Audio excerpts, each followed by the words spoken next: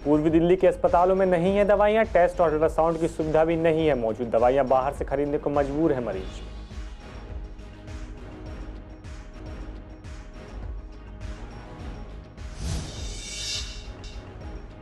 मृतका के ममेरे भाई ने किया खुलासा, आरोपी श्रेयांश पर लगाया नाजायज संबंध रखने का आरोप। पुलिस के मुताबिक आरोपी दिमागी रूप से है बीमार।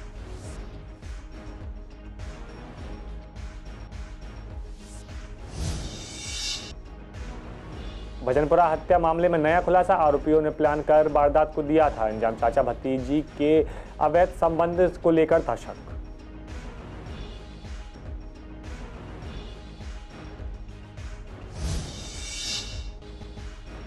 पूर्वी दिल्ली के व्यापारियों में बना हुआ है लूट का डर। व्यापारियों का कहना पुलिसकर्मियों की हो मौजूदगी। कृष्णानगर मार्केट में पिछले दिनों ज्वेलरी शॉप में हुई थी।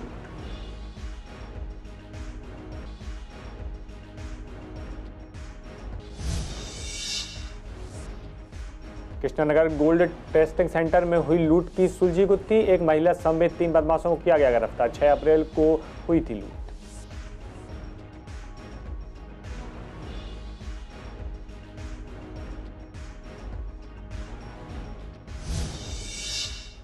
नमस्कार, आप देख रहे हैं CCN लाइव। आपके साथ मैं हूं उत्कर्ष पंडित। बुलेटिन की शुरुआत करते हैं कुछ खास खबरों के साथ। पूर्वी दिल्ली के कई सरकारी अस्पतालों में आने वाले मरीजों को इन दिनों कई समस्याएं झेलनी पड़ रही हैं। जब हमारी संवाददाता सोनिया शर्मा ने दिल्ली सरकार के हेडगेवार हॉस्पिटल और MCD के स्वामी दयानंद हॉस्पिटल का जायजा लिया कि वहां आने वाले मरीजों को क्या क्या सुविधाएं मिल रही है, किन चीज़ों की कमी उनको नजर आती है, तो उन मरीजों ने बताया कि इन अस्पतालों में दवाइयाँ, टेस्ट और अल्ट्रासाउंड अधिकतर बाहर से ही लिखे जाते हैं। काफ़ी देर तक भीड़ में लंबी लंबी लाइनों में लगने के बाद कुछ एक दवाइयाँ मिल जाती हैं, लेकिन बाकी बची हुई दवाइयाँ बाहर से ही लेनी पड़ती हैं। कई बार बेसिक दवाइयाँ भी नहीं मिलती हैं और कई बार महंगी महंगी दवाइयाँ बाहर से खरीदनी पड़ती हैं। साथ ही कुछ टेस्ट भी बाहर से कराने की सलाह दी जाती है। साथ ही पूर्वी दिल्ली के चाचा नेहरू हॉस्पिटल, राजीव गांधी हॉस्पिटल और GTV अस्पताल में भी आए मरीजों से बात की गई तो उन्होंने बताया कि सुबह से हम लंबी लंबी लाइनों में खड़े रहते हैं, लेकिन हमें कोई भी दवाइयाँ नहीं मिल पाती। कुछ मिलती है, कुछ मिलती नहीं है। ये हेड के बार, ये शुगर की, हार्ट की, तो पूरी दवाई नहीं मिली। एक केवल BP की मिली है, बाकी नहीं मिली है। नहीं है जी, बाजार से लेंगे। हाँ, महंगा तो पड़ेगा ही। परेशानी तो इतनी लाइन लगी, 2 घंटा से लाइन में लग रहा है। मन निकालता ही नहीं है वहाँ से दवाई देने में। बाहर से ही लिख देते हैं कि बाहर से ले लेना। हम तो पिछली बार भी आए थे, बाहर से दे दिया। पहले तो दे रहे थे, जब केजरीवाल गए जब से हो रहा है। सुविधा तो होनी चाहिए। जब इतनी लंबी लाइनें लग रही हैं, 2 घंटा आदमी लग के भी और फिर भी दवाई ना मिले, फिर क्या करोगे बताओ? हैं, आदमी बीमार है, पैर से खड़ा नहीं हुआ जा रहा, किसी को किसी चीज़ की परेशानी है, बुखार है या कुछ है, तो आप बताओ क्या करेंगे? दवाइयाँ बस ये पैरासीटामोल, गैस की गोली और बस यही सब मिलती है। ज़्यादा जैसे होती है BP की और शुगर की बाहर से लिख देते हैं। और जैसे टेस्टेड होते हैं तो टेस्ट भी ज़्यादा आधे बाहर से आधे अंदर। अब तो अलाउड हो गए होना, पहले बाहर से ही थे सारे। हाँ, रेफ़र कर देते हैं। यहाँ पास में GTV पड़ता है, वहाँ रेफ़र कर देते हैं। बाकी बाहर बताता है। दिक्कत तो यही, बाहर से लाना पड़ता है खरीद के। और सरकार सोचेगा जो सुविधा। एक आध तो रही, जहाँ एक आध को कहते हैं बाहर से ले लो। महंगी मिलती है, सस्ती वो तो लेनी पड़ेगी, सस्ती हो महंगी हो। नहीं मिलती तो हैं, लेकर आती दवाई बाहर की लिखते हैं। हमेशा ऐसा होता है? हाँ, अभी होल लगा जाता है। पहले तो गवर्नमेंट हिसाब किताब है कि जल्दी जल्दी बस दवाइयाँ लिख देती। आज मैं 1 महीने से परेशान हूँ, दवाइयाँ लिख के दे दी। मैं उन्हें कह भी रहा हूँ कि मेरे दर्द बहुत ज़्यादा है, मेरे को दिक्कत परेशानी बहुत ज़्यादा होती है, कोई टेस्ट वगैरह है। तो आज 1 महीने बाद मैंने कहा जो सिम्टम मुझे दिख रहे हैं वो यूरिक एसिड के दिख रहे हैं। आजकल व्हाट्सअप का, गूगल का और ये सारा यूट्यूब वगैरह का ज़माना है। आधी बीमारियाँ तो बंदा उसी पे देख लेता है। मतलब प्रॉपर ढंग से नहीं देते हैं, दवाइयाँ वगैरह भी देते हैं, लेकिन ऐसी बात नहीं। लेकिन ढंग से एक तरीके से प्रॉपर जो पेशेंट को देखा जाए कि मतलब उसकी तसल्ली, उसको मतलब कि 2-4-5 मिनट एक पेशेंट को लगाया जाए, उससे पूरा ढंग से पूछा जाए कि क्या दिक्कत। हाँ, टेस्ट वगैरह के लिए लिख रखा, लेकिन 9 से 12 टेस्ट होते हैं। जो अभी मैं गया हूँ 12 बजे टेस्ट बंद हो गए हैं, और वो भी जो आज टेस्ट होगा वो 2 दिन बाद OPD से मिलेगा। दवाइयाँ मतलब कभी कभी मिल जाती हैं और कभी कभी नहीं मिल पाती हैं। थोड़ी बहुत रह जाती हैं, वो हमें बाहर से खरीदनी पड़ती हैं। सभी नहीं मिल पाती हैं, कुछ रह जाती हैं, कुछ मिल जाती हैं। हो जाती है थोड़ी बहुत, मतलब ले लेते हैं बाहर से। महंगा पड़ता है कहीं ना कहीं?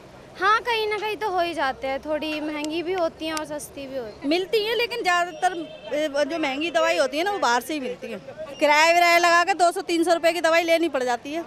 एक दफ़ा तो 850 की लेनी पड़ी थी।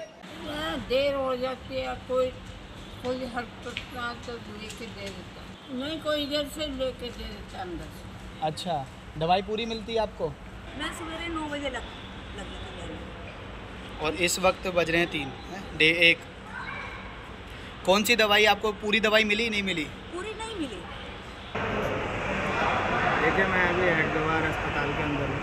अभी मैंने डॉक्टर को अपना ट्रीटमेंट के लिए स्लिप बनवाई है, तो उन्होंने मेरे को बाहर से एक्सरे कराने के लिए बोला।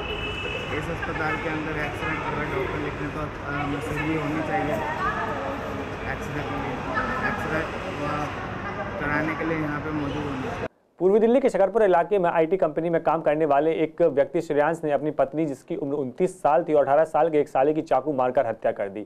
अब इस मामले में नई बात सामने निकल कर आई है, जिसमें मृतका कमलेश के ममेरे भाई विनोद बघेल ने आरोप लगाया है कि आरोपी श्रेयांश बेरोजगार था और कमलेश एक स्कूल में शिक्षिका थी। इसके कारण रुपयों को लेकर आरोपी अक्सर उनकी बहन से लड़ाई झगड़ा करता था। उन्होंने बताया कि आरोपी के कुछ नाजायज संबंध भी थे, जो कि अक्सर विवाद की वजह बनते थे। उन्होंने बताया कि श्रेयांश उसकी बहन से फालतू खर्चों के लिए रुपए मांगने के साथ ही दहेज को लेकर भी पीड़िता के साथ मारपीट किया करता था। वह अक्सर कम दहेज मिलने की बात को लेकर झगड़ा किया करता था। पुलिस ने मामले की जानकारी के मुताबिक शुरुआती जांच में पता चला है कि दिमागी तौर पर वह बीमार था। जानकारी के मुताबिक पुलिस ने पोस्टमार्टम कर सबको परिजनों को सौंप दिया है। पूर्वी दिल्ली के भजनपुरा थाना क्षेत्र के अंतर्गत नॉर्थ घोंडा में चाचा भतीजी के बीच अवैध संबंध के शक में लड़की के भाई और पिता ने मिलकर दोनों की चाकुओं से गोदकर निर्मम हत्या कर दी थी। हत्या के बाद पुलिस को खुद कॉल कर बहन और चाचा की हत्या करने की बात कबूल की। पुलिस की टीम ने दोनों आरोपियों को गिरफ्तार कर लिया था। सबको पोस्टमार्टम के बाद परिवारजनों को दे दिया गया था। वहीं आपको बता दें कि पुलिस अधिकारियों ने बताया कि पूछताछ के दौरान आरोपियों का कहना है कि जैसे ही उन्हें दोनों के अवैध संबंध के बारे में पता चला, तभी दोनों ने मिलकर हत्या का प्लान बनाया और वारदात को अंजाम दिया। कृष्णानगर मार्केट में जहां पिछले एक ज्वेलरी शॉप में गन पॉइंट पर लूट हुई थी, जिससे व्यापारियों के अंदर डर का माहौल बना हुआ है। जब इसी पर पूर्वी दिल्ली कृष्णानगर मार्केट के जनरल सेक्रेटरी और व्यापारियों से हमारे संवाददाता बे पठानिया ने बात की, तो उन्होंने बताया कि व्यापारी अपना परिवार पालने के लिए अपना व्यापार खोलता है और बाहर से सामान लाकर यहाँ बेचता है, लेकिन कुछ लोग व्यापार को खत्म करना चाहते हैं और घर भरने के लिए चोरी करते हैं। उन्होंने बताया कि जिस तरह से गन पॉइंट पर लूट हुई है, उससे व्यापारियों में डर बना हुआ है। वह सोचता है कि हमारे साथ कहीं ऐसा ना हो जाए, क्योंकि अपने परिवार को पालने के लिए परिवार से दूर जाकर काम करता है। व्यापारियों का कहना है कि बंद हेलमेट में संगीन लोगों की जांच जरूर होनी चाहिए। अगर वह गलत है तो उनको अरेस्ट करना चाहिए। सीसीटीवी के साथ पुलिसकर्मियों की भी मौजूदगी मार्केट में होनी चाहिए। देखो, अगर सुरक्षा के हिसाब से देखा जाए तो पहले के मुकाबले में बहुत सी चीज़ों का सुधार हुआ है। अगर कैमरे को देखें तो कैमरे हमारे मेन रोड पर काफ़ी कैमरे लगे हैं और अच्छे रिजोल्यूशन वाले कैमरे लगे हैं, जिसके अंदर हम कई चीज़ों को, डकैतियों को, चोरियों को क्रैक कर सके हैं। लेकिन अगर हम माने कि सुरक्षा बढ़ रही है लेकिन वारदात तो हुई है, इसका मतलब उस सुरक्षा चक्र को तोड़ा गया, तभी तो वारदात को अंजाम मिला। वारदात को अंजाम जो मिला वो हमारी कहीं ना कहीं कमी दर्शाता है। मैं ये मानता हूँ कि हमसे ज़्यादा जो नॉलेज होती है पुलिस डिपार्टमेंट को होती है, आला अधिकारियों को होती है। उनको ये कोई ऐसी रणनीति बनानी होगी कि जिससे दोबारा से ये काम ना हो। अभी जैसे कल भी एक पता लगा है कि डी ब्लॉक में अंदर भी एक मकान के ताले तोड़ करके उसके अंदर लॉकर तोड़ लिए गए और सामान निकाल लिया गया। एक और पुनरावृत्ति हुई। तो ऐसा क्यों हो रहा है? ऐसा नहीं होना चाहिए। इसके ऊपर हमारे पुलिस अधिकारियों को, हमारी पुलिस क्राइम ब्रांच को, सबको बहुत सतर्क रहना होगा और देखना होगा कमी कहाँ रह रही है। RW MW के साथ मीटिंग करते रहें, हमें बताएं कि हमारी कमी क्या है, हम अपनी कमी पूरी करेंगे और अपनी कमी को वो असेस करें और अपनी कमी को दूर करें। हम तो ये चाहते हैं वारदात ना हो। वारदात से कहीं ना कहीं जान और माल दोनों की हानि होती है। अभी मैं मौजूद हूँ लाल क्वार्टर मार्केट में। यहाँ पे कुछ दिनों पहले एक व्यापारी के साथ, ज्वेलरी व्यापारी के साथ लूट की वारदात हुई थी, लेकिन उसी का जब पुलिस प्रशासन ने उस पर करा काम तो वो 3 आरोपी पकड़े गए हैं। लेकिन फिर भी जब हमने देखा कि क्षेत्र के अंदर व्यापारियों में कैसे डर का माहौल है, तो वहीं पर हमने यहाँ के मेम्बर से, हमने सोसाइटी मेम्बर से बात की। उन्होंने बताया कि व्यापारियों के अंदर बहुत ज़्यादा डर का माहौल बना हुआ है, क्योंकि ऐसा नहीं होता कि सब अपने घरों से आते हैं, अपने परिवार को छोड़ के यहाँ पर अपनी जीविका चलाने के लिए, पैसा कमाने के लिए आते हैं और सामान बेचते हैं। उनके ऊपर एकदम से आके कोई गन रख दे और उनकी जान को खतरा हो तो वो कहीं ना कहीं डरनीय होता है। और बीते जिस पे ज्वेलरी शॉप पे लूट हुई थी, उनके पिताजी भी हॉस्पिटलाइज हैं और उनको बताया जा रहा है कि उनके बच्चे के ऊपर गन रखी गई थी, तो वो उनसे डर गए। तो इससे कहीं ना कहीं परिवार पर भी असर पड़ता है। तो आज कृष्णानगर की जो लाल क्वार्टर मार्केट में, उसमें तमाम व्यापारियों की डर का माहौल है और मांग कर रही है पुलिस से कि पुलिस सुरक्षा को बढ़ाए और देखे कि ऐसी घटना दोबारा ना हो। वीडियो जर्नलिस्ट अतुल भारद्वाज के साथ विवेक पठानिया, CCN दिल्ली। कृष्णानगर इलाके के जय पारस ज्वेलरी शॉप और गोल्ड टेस्टिंग सेंटर में हुई लूट की गुत्थी को पुलिस ने सुलझा लिया है। कृष्णानगर पुलिस ने सीसीटीवी फुटेज को खंगालकर एक महिला समेत 3 बदमाशों को गिरफ्तार किया है। गिरफ्तार आरोपियों के पास से वारदात में इस्तेमाल एक पिस्टल, 2 जिंदा कारतूस और मोटरसाइकिल, स्कूटी, लूटी गई ज्वेलरी, मोबाइल फोन बरामद हुआ है। सादरा जिले के डीसीपी सुरेंद्र चौधरी ने बताया कि गिरफ्तार आरोपी की पहचान सुनील मलिक, गुड्डू के और बबीता के तौर पर हुई। बबीता आरोपी सुनील मलिक की सास है। सादरा जिले के डीसीपी सुरेंद्र चौधरी ने बताया कि 6 अप्रैल को कृष्णानगर के जय पारस ज्वेलरी शॉप व सोनी की टेस्टिंग सेंटर में लूट की सूचना मिली थी। सूचना मिलते ही पुलिस की टीम मौके पर पहुंची। पीड़ित ज्वेलर ने बताया कि रात करीब 8:30 बजे वह अपने पिता के साथ शॉप में मौजूद थे, तभी 2 हथियारबंद बदमाश शॉप में दाखिल हुए। हथियारों के बल पर उन्होंने उनके पिता के साथ बांध कर कोने में बैठा दिया। विरोध करने पर उनके साथ मारपीट की गई। गले में रखा 1 लाख कैश, 200 ग्राम सोने की ज्वेलरी, 1200 ग्राम सिल्वर की ज्वेलरी लूट ली गई। जानकारी के मुताबिक गिरफ्तार बदमाश पेशेवर अपराधी है और दोनों कुख्यात अमित उर्फ भूरा गैंग के सक्रिय सदस्य। सुनील खिल के खिलाफ हत्या के प्रयास, लूटपाट समेत 8 मामले दर्ज है। मयूरविहार इलाके में इंस्टाग्राम पर रील बनाकर धमकी देना एक युवक को इतना महंगा पड़ गया कि उसे अपनी जान गंवानी पड़ी। दरअसल ठंडा पानी नाम के एक यूजर ने अपने अकाउंट पर वीडियो बनाकर कुछ लोगों को धमकी दी थी, जिसका असर यह हुआ कि उन लोगों ने अशोक उर्फ ठंडा पानी पर हमला कर दिया और उसकी जान ले ली। मृतक की पहचान अशोक उर्फ ठंडा पानी के तौर पर हुई है। अशोक मयूरविहार थाना का घोषित अपराधी भी था। उसके खिलाफ 20 से ज्यादा आपराधिक मामले दर्ज हैं। अशोक के इलाके से कुछ लोगों के साथ बदमाशों से रंजिश चल रही थी। अशोक ने अपने बदमाशों को इंस्टाग्राम पर वीडियो बनाकर धमकी दी थी, जिसके बाद आरोपियों ने त्रिलोकपुरी में उसकी चाकू से गोदकर हत्या कर दी। बीच बचाव करने आए 2 युवकों को भी घायल कर दिया गया। पुलिस ने सबको पोस्टमार्टम के लिए लाल बहादुर शास्त्री अस्पताल के मोर्चरी में सुरक्षित रखवा दिया और आरोपियों की तलाश शुरू कर दी। घायलों को सफदरजंग अस्पताल में भर्ती करवाया गया, जहां उनकी हालत गंभीर बताई जा रही है। अभी कुछ देर पहले हमें लाल बहादुर शास्त्री हॉस्पिटल से इत्तला मिली थी कि एक गंभीर हालत में घायल व्यक्ति यहाँ पर एडमिट हुआ है। शनाख्त करने पे उनकी आइडेंटिटी मयूरविहार के इलाके की मिली। इनका नाम ठंडा पानी है और ये यहाँ पे काफ़ी गंभीर हालत में लाए गए थे और फिर इनकी मृत्यु हुई। जी 2 और लड़के हैं जो दोपहर में यहाँ पे एडमिट हुए थे घायल अवस्था में। उनको आगे हायर सेंटर भेज दिया गया था। अभी ये वेरीफाई करना बाकी है कि ये सेम ही घटना है या फिर अलग। उत्तर पूर्वी दिल्ली थाना सीलमपुर में हत्या का मामले को स्पेशल स्टाफ की टीम ने सुलझाते हुए 2 आरोपियों को गिरफ्तार किया है। एक आरोपी पहले से ही गिरफ्तार हो चुका था। गिरफ्तार आरोपी के पास 2 देसी पिस्टल, 2 जिंदा कारतूस बरामद किए गए हैं। उत्तर पूर्वी दिल्ली की डीसीपी जॉइंट ट्रिकी ने बताया गिरफ्तार आरोपी की पहचान सलमान और शोएब के उर्फ मस्तान के तौर पर हुई। आपको बता दें कि 12 अप्रैल को सीलमपुर में ई ब्लॉक कवाड़ी मार्केट में एक व्यक्ति को गोली लगने की सूचना प्राप्त हुई थी। पुलिस की टीम तुरंत मौके पर पहुंची जब पता चला कि शाहनवाज के सिर में गोली लगी है। उसे जेएसपीसी अस्पताल में भर्ती करवाया गया, फिर एलएनजेपी अस्पताल रेफर कर दिया, जहां उसकी मौत हो गई थी। सड़कों पर अधिकतर हादसे सड़कों पर बने गड्ढे, टूटी हुई सड़कों के कारण होते ही रहते हैं। पूर्वी दिल्ली कई सड़कों की हालत ऐसी ही है जिस पर गाड़ियां चलना बेहद मुश्किल है।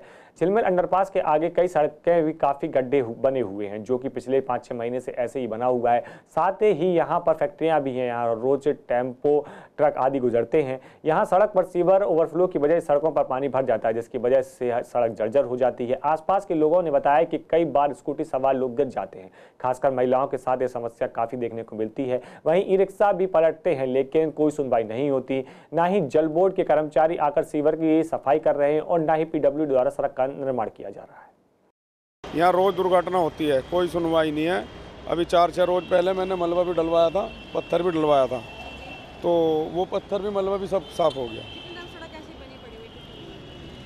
ये तो लगभग हो गया होगा, इसको तो 2-3 महीने हो गए ऐसे ही। परेशानी है यहाँ पर बहुत ज़्यादा, कोई सुनवाई नहीं। कोई नहीं आता मैडम। ये आगे से देखो, ये सीवर बंद हो रहा है, कोई सुनवाई नहीं। हाँ, आज कमा रहा है, फिर ज़्यादा आता है और आने के बाद भी ये मतलब कोई बनाने को सुनने को तैयार नहीं है। पानी भर भी जाता है यहाँ पर। पानी भर जाता है यहाँ पर, पानी ऐसे जाता है निकल के और दुर्घटना ज़्यादा होती है। पानी में पता नहीं लगता किसी को भी। कई तो लेडीज गिर चुकी इसके अंदर। हाँ, तेज़ रफ्तार से गाड़ी लेडीज गिर जाती है स्कूटी पे, तुरंत नीचे गिर जाती है। कोई सुनवाई नहीं मैडम। ये रोड बन जाए बस, ये यहाँ से और वो आगे से सीवर बंद है, वो साफ वो खुल जाए बस। उसका सीवर की सफाई के लिए नहीं आता कोई भी। वो उसमें जॉइंट हो जाए, वो पता नहीं जॉइंट आके नहीं है और नाले में प्रॉपर नहीं जा रहा पानी। ये 2-3 आगे फैक्ट्रियाँ हैं, ये शोरूम वगैरह, इनका पानी जाता है तो वो आगे जा नहीं पा रहा हो। पूर्वी दिल्ली की अधिकतर सड़कों की हालत बेहद ख़राब है। सड़कें जगह जगह से जर्जर हैं, बदहाल हैं और उन सड़कों में बड़े बड़े गड्ढे भी हैं। फिलहाल मैं मौजूद हूँ फ्रेंड्स कॉलोनी में स्थित इस सड़क पर, जहाँ आप देख सकते हैं इसकी हालत जो है बेहद ख़राब हो चुकी है। इसकी हालत इतनी ज़्यादा ख़राब है, इतना बड़ा इसमें गड्ढा है कि कोई भी गाड़ी अगर तेज़ रफ्तार से आती है तो वो पलटनी ही है, क्योंकि स्कूटी हो या फिर ई रिक्शा हो अधिकतर यहाँ पे पलट जाते हैं। आपको दिखाना चाहूँगी कि ये झिलमिल का अंडरपास है।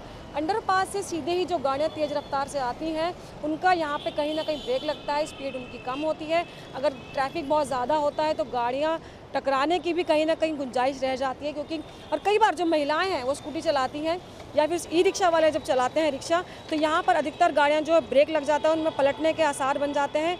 यहाँ पर लोगों का कहना है कि यहाँ जो सीवर की समस्या है उसकी वजह से यहाँ पानी भर जाता है और पानी इतना अधिक भरता है कि उस पानी के भरने के बाद गड्ढा जो है यहाँ नज़र नहीं आता और अधिकतर गाड़ियाँ उसमें घुस जाती हैं और हादसे यहाँ पर हो जाते हैं। कई महीनों से समस्या जस की तस बनी हुई है, लेकिन विभाग की आंख पर पट्टी बंधी हुई है, उनको नज़र नहीं आ रहा है कि ये मेन रोड है, इसको बनाया जाना कितना ज़रूरी है और लोगों को कितनी ज़्यादा परेशानी और यहाँ से जो लोग गाड़ियाँ लेकर से गुजर रहे हैं उनको कितनी परेशानी हो रही है, इसकी तरफ विभाग का कोई भी ध्यान नहीं। लोगों का यही मानना है कि सड़क को जल्द से जल्द बनाना चाहिए, वरना लगातार हादसों की जो संख्या है वो बढ़ती चली जाएगी। कैमरा पर्सन ललित कुमार के साथ सौम्या शर्मा, CCN। दिल्ली के लोकसभा चुनाव करीब आते ही सभी पार्टियों ने अपने आगामी चुनाव के लिए कार्यालयों का उद्घाटन शुरू कर दिया है। पूर्वी दिल्ली के बीजेपी उम्मीदवार हर्ष मल्होत्रा ने अपने चुनाव कार्यालय लोक विज्ञान का उद्घाटन किया है, जिसमें मुख्य अतिथि के तौर पर बीजेपी राष्ट्रीय महामंत्री तरुण चुग, बीरेंद्र सचदेवा और दुष्यंत गौतम मौजूद रहे। साथ ही पूर्वी दिल्ली उम्मीदवार हर्ष मल्होत्रा सभी कार्यकर्ताओं को बधाई देते हुए और उन चुनाव के लिए आग्रह करते नजर आए। मैं देख रहा हूं कि दिल्ली की जनता प्रधानमंत्री मोदी जी को आशीर्वाद देने के लिए आतुर है और हर तरफ एक ही कैंडिडेट है, नरेंद्र मोदी जी। जनता का असीम प्रेम, 10 वर्ष जिस तरह उन्होंने एक सन्यासी की भांति, एक तपस्वी की भांति अपने 10 साल के एक एक पल को देश को आगे बढ़ाने के लिए, गरीबों के जीवन में परिवर्तन लाने के लिए लगाया है। अब पूरा देश उमड़ पड़ा है मोदी जी को आशीर्वाद देने के लिए और ये आशीर्वाद का वोट जब 4 जून को खुलेगा तो ये 400 पार होगा। मैं आज देख रहा था कि जिस तरह आज राहुल गांधी जी और अखिलेश यादव जी ने प्रेस की है, वो मुंगेरी लाल का हसीन सपना दिन के उजाले में ले रहे हैं, दिन के उजाले में ले रहे हैं। सर उन्होंने कहा सुफड़ा साफ होने वाला है। आज बिल्कुल उत्साह आप जनता में देख रहे हैं, किस प्रकार से उत्साहित जनता है। आज भारत के प्रधानमंत्री ने एक संकल्प लिया था 400 पार का, कार्यकर्ताओं को संकल्प दिया था, लेकिन कार्यकर्ताओं से 4 कदम आगे बढ़कर देश की जनता ने उस संकल्प को एक आंदोलन में बदल दिया है कि आप मोदी जी चिंता नहीं करें, हम 400 पार करके देंगे। उसमें दिल्ली की 7 की 7 सीटें जीतेंगे, उत्तराखंड का में प्रभारी 5 की 5 वो भी जीतेंगे और 7 में 1 सीट जीतने का आज हम जो कार्यालय का उद्घाटन किया है। हर्ष मल्होत्रा ही जमीन से जुड़े हुए कार्यकर्ता है, मेहनती कार्यकर्ता है और कार्यकर्ताओं की आवाज़ को सुनते हैं और इस प्रकार से देश का और दिल्ली का जो माहौल बन रहा है उसमें भारतीय जनता पार्टी पूरे बहुमत से 7 सीटें जीत कर आएगी। अप्रैल का महीना आते ही आलम यह हो जाता है कि मई जून की गर्मी शुरू होने लगती है। बाहर निकलते ही तेज धूप सताने लगती है, सुबह से ही सूरज जलाने लगता है, लोग घरों से बाहर निकलने में कतराते हैं। ऐसे ही बीमारियों का खतरा ही बढ़ जाता है। जब हमने डॉक्टर मोगा से जाना कि क्या क्या बीमारियां इस मौसम में बढ़ सकती हैं तो और कैसे इसका बचाव किया जा सकता है, तो उन्होंने क्या कुछ कहा, आइए आपको सुनाते हैं। ये जो पिछले 5-7 दिनों के अंदर दिल्ली और दिल्ली के आसपास के क्षेत्रों में मौसम में बदलाव आया, वो एक डेफिनेटली हेल्थ के लिए इशू है। मार्च के अंदर टेम्परेचर काफ़ी सुहाना था, ठीक ठाक था, लेकिन अप्रैल आते आते ये जो टेम्परेचर रेंज है 15 से लेकर 35 डिग्री की, ये कहीं ना कहीं हम सब लोगों के लिए चेतना की बात है, कुछ ना कुछ सोचने की बात है। नंबर 1 कि अब एकदम कपड़े उतरे, लोगों ने एसी चलाने शुरू करा दिए और पोल्यूशन के लेवल्स आपको पता ही है दिल्ली के अंदर हमेशा ज़्यादा रहते हैं। इन सब के साथ साथ जो व्यक्ति या बच्चे स्कूल जाते हैं उनके लिए एक स्पेशल वो है कि गर्मियाँ जैसे ही आती हैं लोगों को लगता है कि ठंडी चीज़ ली जाए, बाहर की चीज़ें ज़्यादा खाई जाएँ, कटे पटे फ्रूट खाते हैं लोग। इन सब के होते हुए बच्चों में यूजुअली इन्फेक्शंस के चांस ज़्यादा हो जाते हैं।